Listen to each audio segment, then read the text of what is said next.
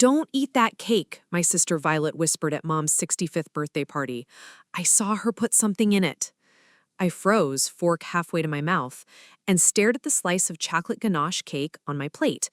My hands started trembling. 20 minutes later, I was rushing my unconscious husband to the emergency room at Riverside General Hospital, his pulse barely detectable under my shaking fingertips.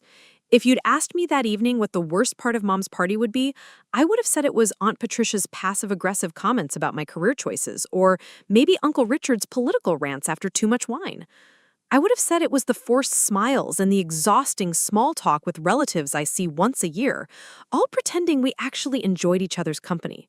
I would have said it was having to listen to my cousin Beatrice brag about her latest vacation to the Maldives while I struggled to pay my mortgage. I would have been completely, utterly wrong.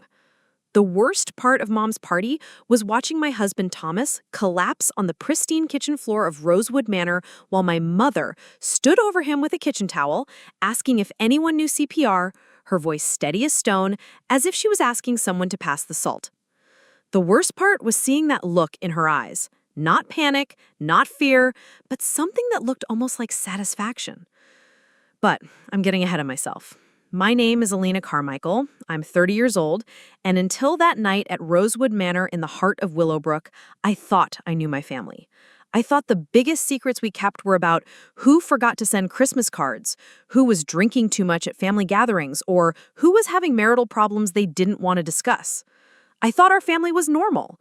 Messy, complicated, but fundamentally good people who loved each other despite our differences. I had no idea that some secrets are buried so deep they can kill you when they finally surface. I had no idea that the woman who taught me to ride a bike, who braided my hair for school pictures, who kissed my scraped knees and told me everything would be okay, was capable of something so calculated, so cold, so absolutely unforgivable that it would shatter everything I believed about love, family, and trust. But let me start from the beginning, because the beginning is important. It's where all the warning signs were, the ones I was too blind, too trusting, too naive to see. The invitation arrived 3 weeks before the party.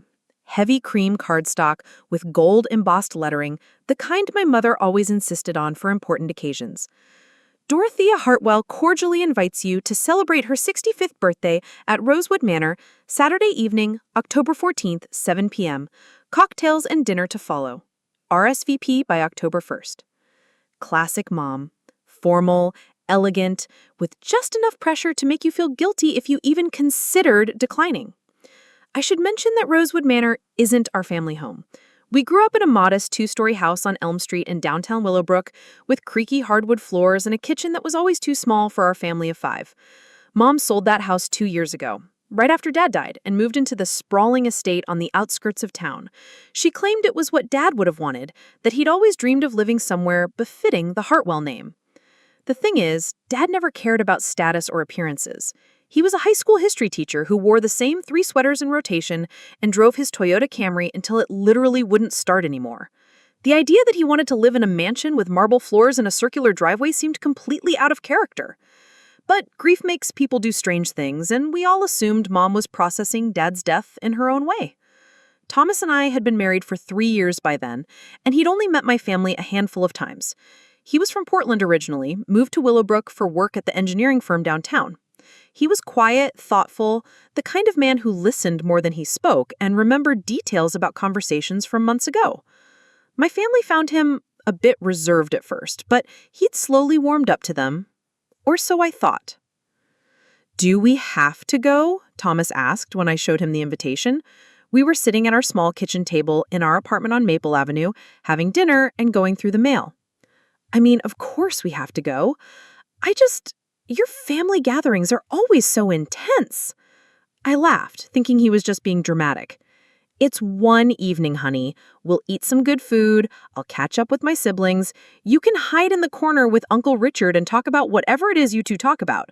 Besides, it's Mom's 65th. It's important." Thomas nodded, but I noticed he didn't look particularly enthusiastic. In hindsight, I wonder if he sensed something that I didn't.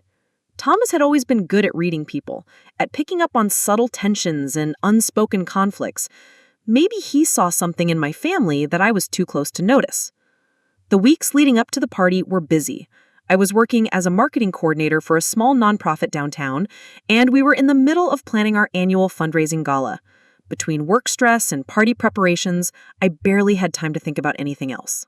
Thomas seemed more distant than usual, but I attributed it to work pressure. His firm was bidding on a major contract for a new shopping complex, and he'd been putting in long hours. I did notice that Mom called more frequently than usual in those weeks. Little things, asking about our dietary restrictions, wanting to know what time we'd arrive, checking if Thomas had any allergies she should know about. At the time, I thought she was just being thorough, maybe a little nervous about hosting such a large gathering at her new place. She'd always been a perfectionist when it came to entertaining. "She's called 3 times today," Thomas mentioned one evening, looking up from his laptop where he was reviewing blueprints. "Is that normal?" "She's just excited," I said, though privately I was starting to find the constant check-ins a bit much. You know how she gets about parties, everything has to be perfect. The day of the party, I spent the afternoon getting ready. I'd bought a new dress, a deep navy blue wrap dress that Thomas said brought out my eyes. I spent longer on my makeup than usual, wanting to look nice for the photos I knew Mom would insist on taking. Thomas wore his good suit, the charcoal gray one he'd bought for our wedding. We looked like the picture of a happy young couple heading to a family celebration. The drive to Rosewood Manor took about 20 minutes from our apartment. The house sat on 5 acres of perfectly manicured lawn with a long gravel driveway lined with oak trees. As we pulled up, I could see warm light spilling from the windows, and I counted at least 15 cars already parked in the circular drive. "Wow," Thomas said, staring up at the facade. "I forgot how big this place is." Rosewood Manor was built in the 1920s by some local industrialist whose name I'd forgotten. 3 stories of red brick and white columns with tall windows and a wraparound porch that screamed old money. Mom had furnished it with antiques and oil paintings, heavy curtains and Persian rugs. It was beautiful, but it never felt like home to me. Too formal, too cold, too much like a museum. We were greeted at the door by my younger brother, James, who was 26 and worked as a financial advisor in the city. He'd driven down from Hartford for the party, looking polished in his navy suit and perfectly styled hair. "Elena! Thomas! You made it!" James embraced me warmly, then shook Thomas's hand. "Mom's been asking about you every 5 minutes. She's in full hostess mode." As we walked through the foyer into the main living room, I was struck by how many people were there. Not just immediate family, but extended relatives I hadn't seen in years, family friends, even some of Mom's neighbors from her bridge club. The room buzzed with conversation and laughter, punctuated by the gentle clinking of wine glasses and the soft jazz music playing from hidden speakers. I spotted my sister Violet almost immediately. She was standing near the fireplace, talking to our cousin Beatrice, but her eyes were scanning the room constantly. Violet was 28, 2 years younger than me, and worked as a nurse at Willowbrook General. She'd always been the observant one in our family, the one who noticed when something was off or when someone was upset. Even as kids, she had this uncanny ability to sense tension before anyone else. "Vi!" I called out, weaving through the crowd toward her. She turned and smiled, but I noticed it didn't quite reach her eyes. "Elena, you look gorgeous," she said, hugging me tightly. "How are you holding up?" It was an odd question. Holding up from what? But before I could ask, Mom appeared beside us as if she had materialized out of thin air. "Elena, darling," Mom looked stunning, as always. At 65, Dorothea Hartwell could easily pass for 55. Her silver hair was perfectly styled in an elegant updo, and she wore a sophisticated black cocktail dress with her grandmother's pearl necklace. She'd always been beautiful, but there was something about her appearance that night that seemed almost theatrical, like she was playing a role. "Mom, happy birthday!" I hugged her, breathing in her familiar perfume, Chanel No. 5, the same scent she'd worn for as long as I can remember. "The house looks incredible. You've outdone yourself." "Thank you, sweetheart." "And Thomas." She turned to my husband with a warm smile that seemed genuine. "I'm so glad you could make it. You look very handsome tonight." Thomas smiled and wished her a happy birthday, but I noticed he seemed tense. His shoulders were rigid, and he kept glancing around the room like he was looking for an exit. "Can I get you both drinks?" asked Mom. "I have a wonderful Pinot Grigio, or James is playing bartender if you prefer something stronger." We accepted wine glasses and began making the rounds, catching up with relatives and family friends. Aunt Patricia cornered me near the piano to complain about her arthritis and ask why Thomas still didn't call her by her first name after 3 years of marriage. Uncle Richard launched into a monologue about local politics that made Thomas's eyes glaze over. Cousin Beatrice showed me approximately 200 photos from her recent trip to Italy. Throughout it all, I kept noticing little things that seemed off. Mom was more attentive than usual, constantly checking if people needed drinks or appetizers, but there was something mechanical about her hospitality. She smiled at all the right moments and said all the right things, but it felt rehearsed somehow. And then there was Violet. Every time I looked over at her, She was watching Mom with an expression I couldn't quite read. Not suspicious, exactly, but wary. Like she was waiting for something to happen. Dinner was served at 8:30 in the formal dining room. Mom had hired caterers, and the meal was elaborate. Beef tenderloin with roasted vegetables, wild rice, Caesar salad, freshly baked dinner rolls.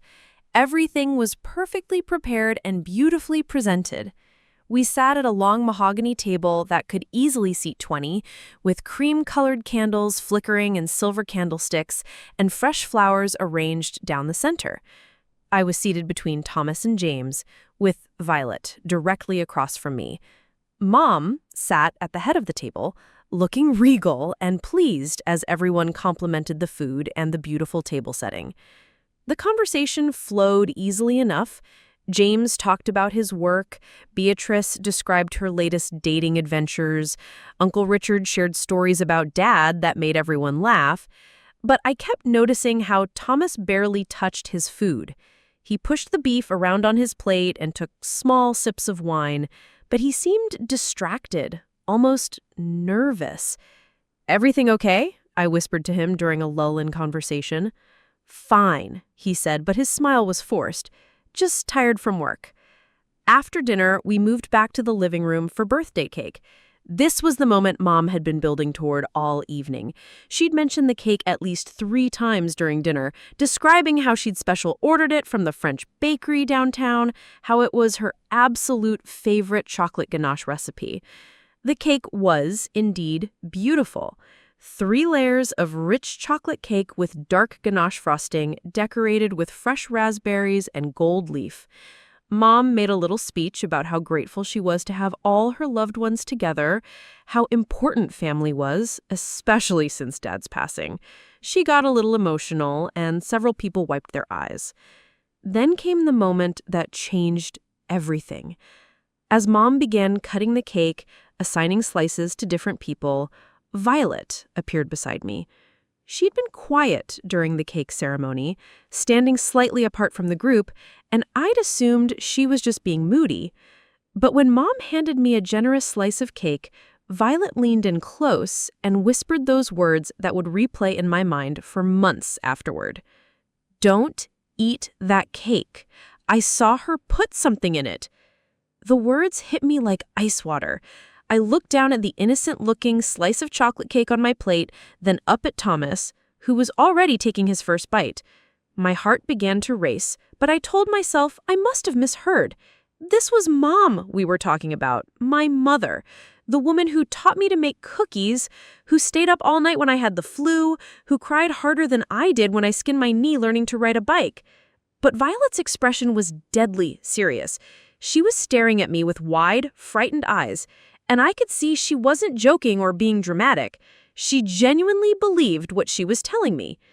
I set my fork down and watched in horror as Thomas took another bite, complimenting Mom on how delicious the cake was.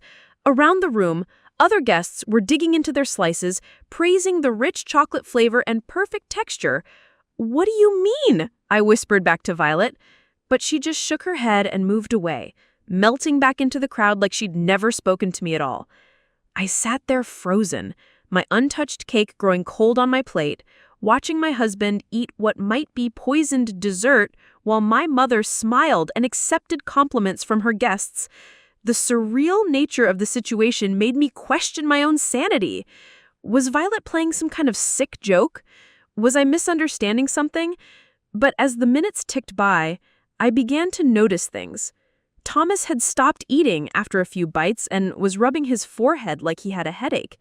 Across the room, elderly Mrs. Henderson from Mom's Bridge Club was sitting down heavily in an armchair, looking pale.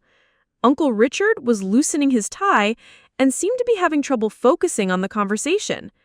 And through it all, Mom moved through her guests like a gracious hostess, asking how everyone was feeling, offering coffee or after-dinner drinks, her eyes bright and alert while others began to look sluggish and confused.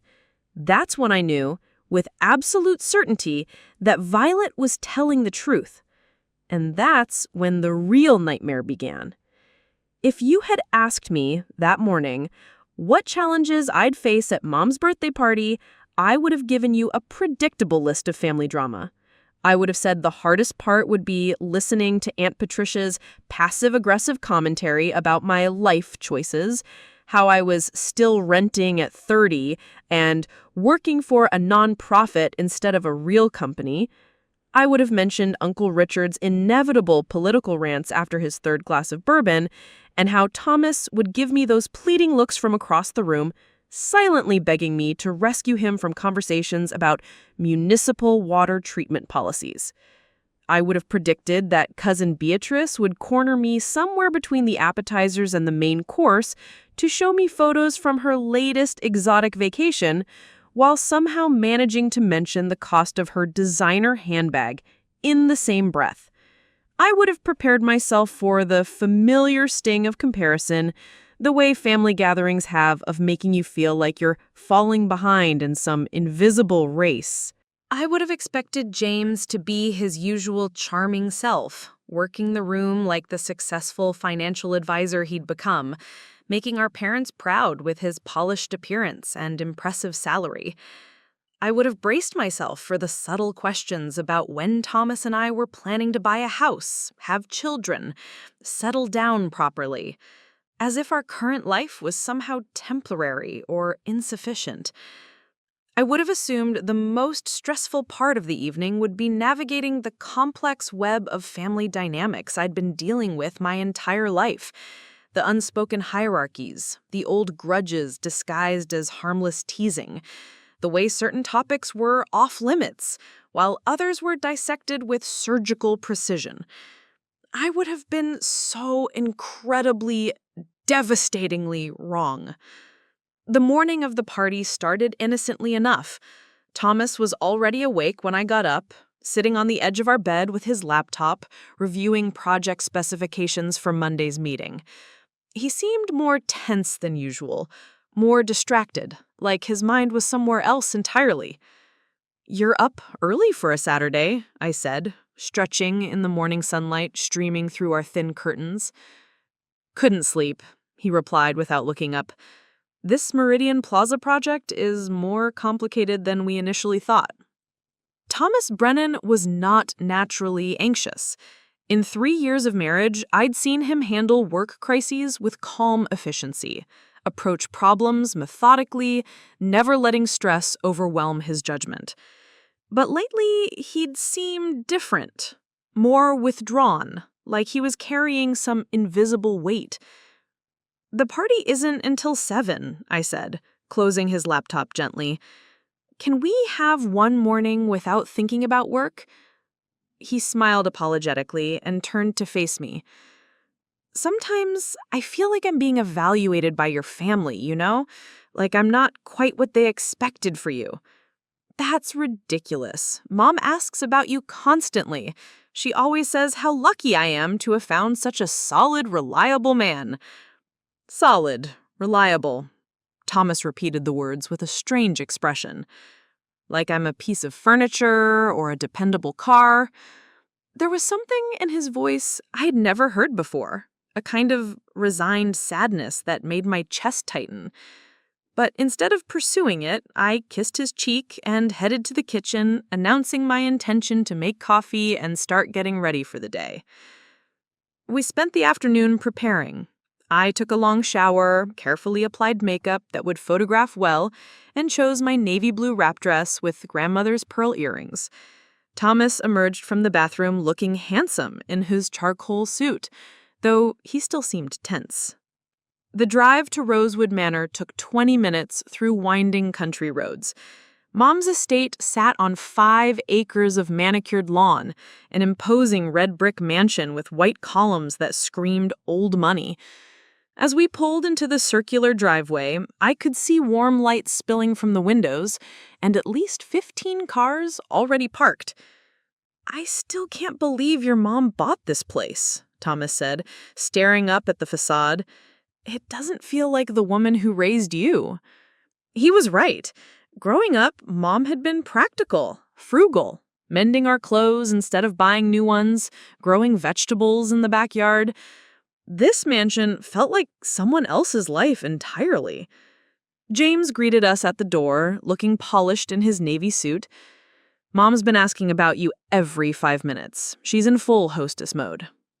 The party unfolded exactly as I predicted, at least initially. Aunt Patricia cornered me near the piano to deliver backhanded compliments about my appearance and career choices. "You look lovely tonight, dear, though you're looking a bit thin. Are you eating enough? I know how hard it can be to afford good food when you're working for one of those charity organizations."